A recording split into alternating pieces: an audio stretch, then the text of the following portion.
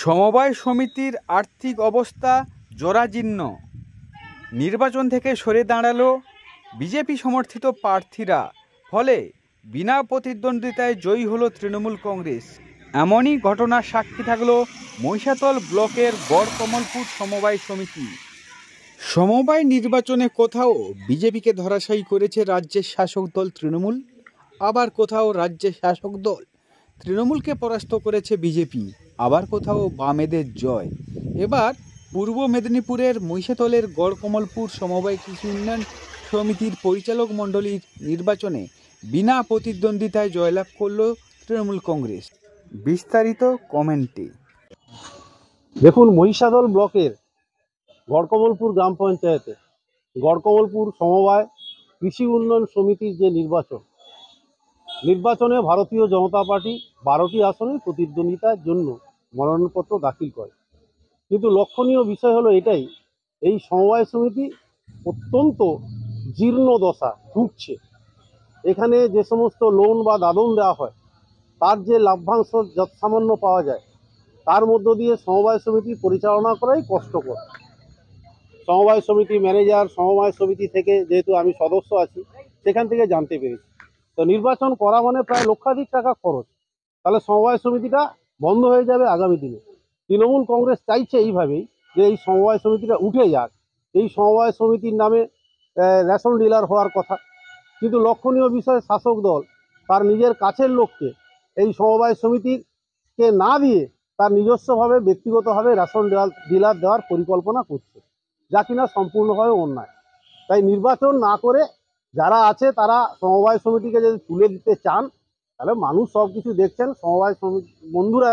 সমবায়ী বন্ধুরা তার সমস্ত কিছু লক্ষ্য করছেন। আমরা আশা করব সমবায় সমিতি বেঁচে থাকুক এবং সমবায় সমিতি একটা সাবলীল জায়গাতে যাতে করে প্রতিষ্ঠিত হতে পারে। তার জন্য অর্থনৈতিক যে খরচ, তাকে বাঁচানোর জন্য এবং সমবায়কে বাঁচানোর জন্য আমরা মনোনয়নপত্র প্রত্যাহার করে নিই। তৃণমূল যেটা বলছে যে বিজেপির মধ্যেই গোষ্ঠীদ্বন্দ্বের ফলেই কিন্তু এই ঘটনাটা ঘটছে, তা বুঝতে করতে বাধ্য হয়েছে। তৃণমূল কংগ্রেস সর্বত্র এই ধরনের, তারা নিজেরাই গোষ্ঠীদ্বন্দ্বে জর্জরিত। কে ব্লক সভাপতি হবে, কে অঞ্চল সভাপতি হবে। দেখেননি কন্টাই কোঅপারেটিভের যে নির্বাচন হলো, দুটো খাড়াখাড়ি, একদিকে অখিলগিরির প্রার্থী, একদিকে উত্তম বারিকের প্রার্থী। দ্বন্দ্ব তৃণমূল কংগ্রেসের, রাজ্যের শাসক দলের। স্বাভাবিকভাবে আমাদের মধ্যে কোনো দ্বন্দ্ব নেই, আমরা ঐক্যবদ্ধভাবে মনোনয়ন প্রত্যাহার করি। দেখুন, গড়কমলপুর সমবায় সমিতির আগেও আমাদের তৃণমূলের দখলেই ছিল, গ্রাম পঞ্চায়েত আমাদের তৃণমূলের আগেও ছিল।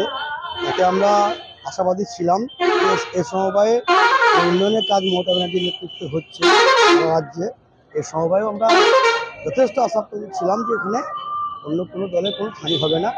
এটা বিজেপিও বুঝে গেছিলেন এবং বিজেপির প্রাক্তন সভাপতি তপন ব্যানার্জির মতো প্রার্থীও এই নির্বাচনে প্রথমে নমিনেশন করেছিলেন, কিন্তু তারা বুঝতে পেরেছে তাদের মহিষাদলের বলুন বা সারা রাজ্যের সঙ্গে সঙ্গে মহিষাদলেও তাদের পায়ে কোনো মাটি নেই, তাদের পায়ের তলায়।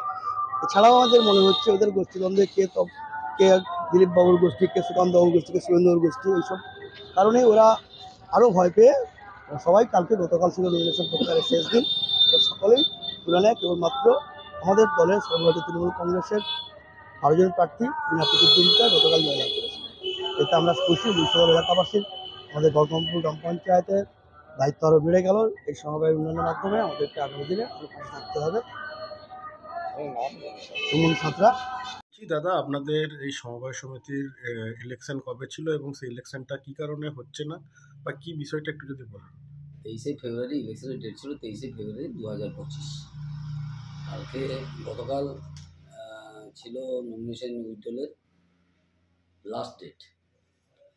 তা দুইটো পক্ষ থেকে 26টা নমিনেশন পড়েছিল। 26টার মধ্যে 26টাই বৈধ ছিল, কিন্তু শাসক বিরোধীর একটা সমস্যা ছিল। বিরোধীরা তাদের সমূহটা উইথড্রল করে দিয়েছে আর কি, সব। কারণ সমিতির অবস্থাটা খুব ভালো নয়। এখানে মেম্বাররা বুঝেছে যে এখানকার সমিতিটাকে বাঁচাতে গেলে ভোট করে শুধু 1-1.5 লক্ষ টাকা খরচা করে কোনো যুক্তি নেই। সেই জন্যই বোধহয় বিরোধীরা চিন্তাভাবনা করে তারা উইথড্রল করে দিয়েছে। কতগুলো সিটের ছিল? 12টা সিট। আপনার নাম এবং? আমার প্রদীপ কুমার মাঝি, ম্যানেজার।